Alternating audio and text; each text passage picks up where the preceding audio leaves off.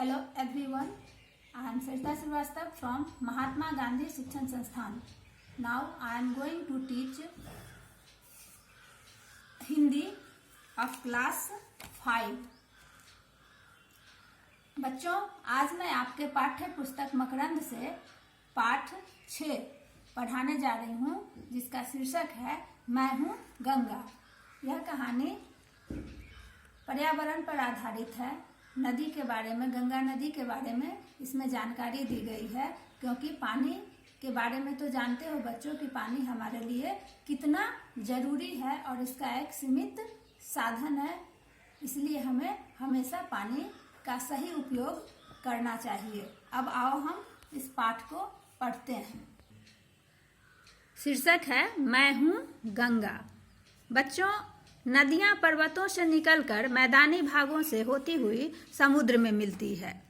इन्हीं नदियों के किनारे बहुत से प्रमुख शहर बसे हुए हैं। अब गंगा अपनी कहानी, अपनी जुबानी इस पाठ में बता रही है। आओ हम उसे पढ़ते हैं।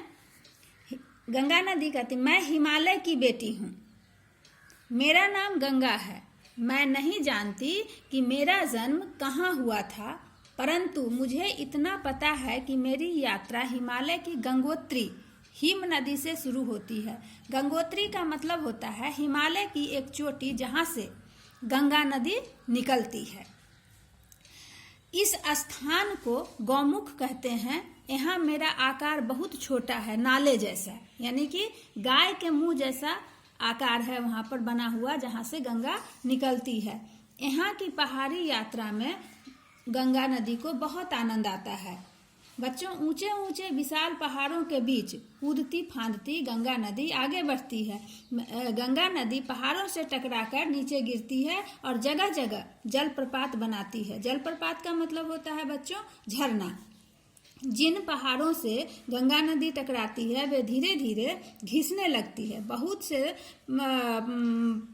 पहाड़ तो टकराकर टूट भी जाते हैं। पहाड़ों से टूटकर अलग हुए पत्थर गंगा नदी के साथ बहने लगती है। ये पत्थर आपस में टकराते टकराते और गंगा नदी के साथ बहते बहते धीरे धीरे बालू बन जाते हैं। रास्ते में कुछ पवित्र नदियां भी आकर गंगा नदी में मिलती हैं। इनमें भागीरथी, मंदाकिनी और अलकनंदा मुख्य हैं। इसलिए इन नामों से भी गंगा नदी को जाना जाता है। गंगा नदी का पर्यायवाची शब्द जब हम लिखते हैं तो उसमें भागीरथी भी लिखते हैं, मंदाकिनी भी कहते हैं उसे, और अलकनंदा भी कहते हैं। अब बच्चों, हरिद्वार तक पहुँचते पहुँचते गंगा की धारा काफ़ी चौड़ी हो जाती है। यहाँ पर गंगा पहाड़ों को छोड़कर मैदानी क्षेत्र में प्रवेश करती है। अब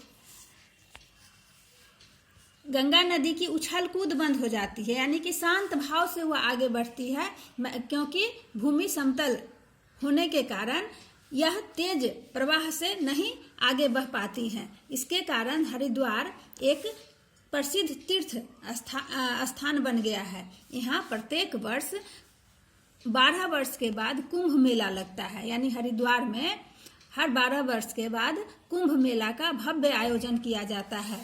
हरिद्वार से आगे बढ़ती हुई गंगा नदी कानपुर पहुंचती है। कानपुर एक बड़ा औद्योगिक का मतलब होता है उद्योग संबंधी जगह है। वो कानपुर में बहुत सारे उद्योग धंधे विकसित हैं। इसके बाद यह इलाहाबाद पहुंचती है। इसका प्राचीन नाम प्रयाग है, जिसका इलाहाबाद का पुराना नाम था प्रयाग। इसे तीर्थराज भी कहा जाता है। तो तीर्थराज यानी कि प्रयाग को कहा जाता है। यहाँ पर गंगा की बहन यमुना आकर इसमें मिलती हैं। इन दोनों बहनों के मिलन का यह स्थल संगम के नाम से प्रसिद्ध है। संगम का मतलब होता है मिलन, यानी दो नदियों का मिलना जहाँ पर होता है। तो यहाँ पर आकर इसके साथ यमुना नदी मिल जाती हैं, जो संगम कहलाती है। यहाँ पर भी हर 12 वर्ष के बाद कुंभ मेला लगता है। बच्चों, आगे यह धीमी गति से चलती हुई वाराणसी पहुंचती है। वाराणसी का प्राचीन नाम काशी है। काशी को कहा जाता है कि यह भगवान शिव के त्रिशूल पर बसा हुआ है। इसे बनारस भी कहते हैं। यहाँ इसके तट पर, यानी कि बनारस गंगा नदी के तट पर बहुत सुंदर घाट बने हैं और यह एक प्रसिद्ध तीर्थ स्थल भी है। वाराणसी से जब यह आगे बढ़ती है तो उत्तर की ओर गोमती और घाघरा नदियां इसमें आकर मिलती हैं। नवाबों का शहर लखनऊ गोमती नदी के किनारे ही बसा हुआ है बच्चों। लखनऊ उत्तर प्रदेश की राजधानी भी है। घाघरा का दूसरा नाम सरयू है। सरयू नदी अयोध्या में बहती है बच्चों। अयोध्या का नाम आपने सुना होगा, जहां भगवान राम का जन्म हुआ था। यह वही नदी है जिसके किनारे भगवान राम की जन्मभूमि अयोध्या है। इन नदियों का पानी लेकर गंगा आगे बढ़ती है और बिहार राज्य में प्रवेश करती है। पटना के पास उत्तर से गंडक नदी और दक्षिण से सोन नदी आकर गंगा में मिलती है और कुछ आगे बढ़ने पर कोसी नदी भी इसमें आकर मिल जाती है। इस क्षेत्र में गंगा नदी का पानी गहरा है। वर्षा के दिनों में गंगा नदी में बाढ़ भी आती है और गंगा नदी का पानी दूर दूर तक फैल जाता है। यहाँ के लोगों ने यानी बिहार के लोगों ने अपने गांव और खेतों को बचाने के लिए गंगा नदी पर बांध बना रखे हैं। बांध का मतलब होता है नदी के पानी को रोककर बनाया हुआ बहुत बड़ा जलाशय।